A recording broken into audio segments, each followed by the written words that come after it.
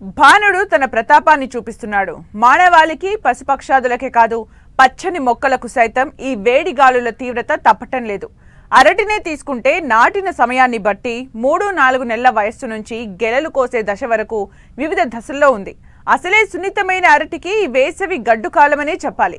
మరి ఇలాంటి సమయంలో చేపట్టాల్సిన మేలైన యాజమాన్య పద్ధతుల గురించి ఇప్పుడు తెలుసుకుందాం.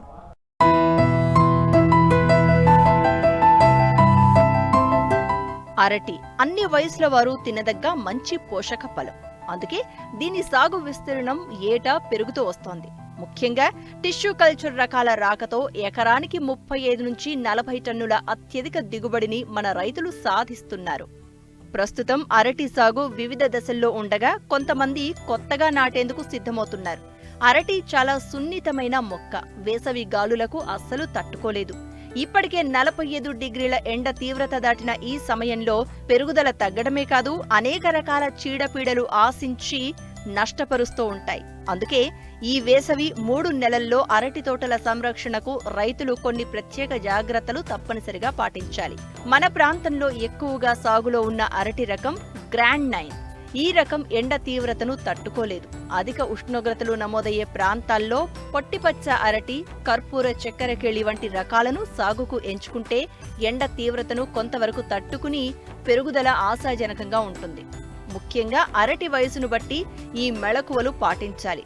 మొదటి 4 మాసాలలోపు ఉన్న అరటి తోటల్లో ఆకులు ఎండిపోయి మొక్కలు చనిపోవడానికి ఎక్కువ అవకాశం ఉంది. కనుక ప్రతి 3 రోజులకు ఒకసారి తప్పనిసరిగా ఒక నీటి తడిని అందించాలి. సిఫారసు చేసిన ఎరువులను తక్కువ మోతాదులో ఎక్కువసార్లు అందించాలి.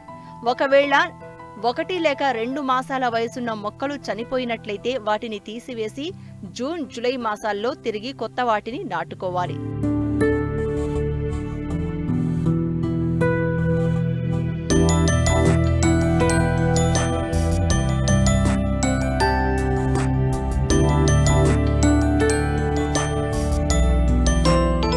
ఐదు మాసాలు పైబడిన తోటలు గెలలు వేయడానికి సమయం తక్కువగా ఉంటుంది. కనుక ఇటువంటి తోటలకు క్రమం తప్పకుండా 3-4 రోజులకు ఒక నీటి తడి ఇవ్వాలి. ఎరువులను సిఫారసు కన్నా 50% అదనంగా ఇచ్చినట్లయితే ఆరోగ్యవంతమైన గెలలు వస్తాయి. ఒకవేళ గెలలు లేత దశలో ఉన్నట్లయితే ఎండ వేడిమికి ఎదుగుదల తగ్గుతుంది. ఈ దశలో ఉన్న తోటల్లో నష్టం ఎక్కువగా ఉంటుంది.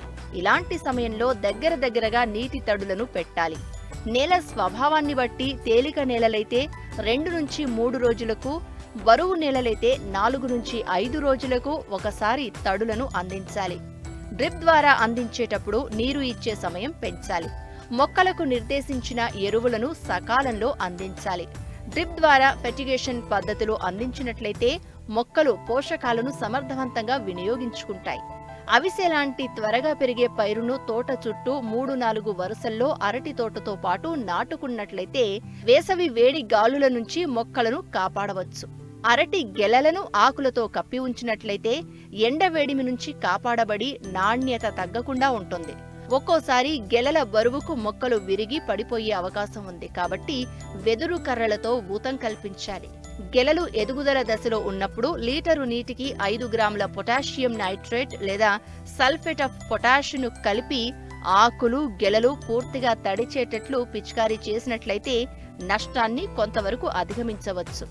కోత దశలో ఉన్న తోటల్లో ఉదయం పూట చల్లని వాతావరణంలో కోతలు జరిపి గెలలను నీడ ప్రదేశంలో ఉంచుకోవాలి.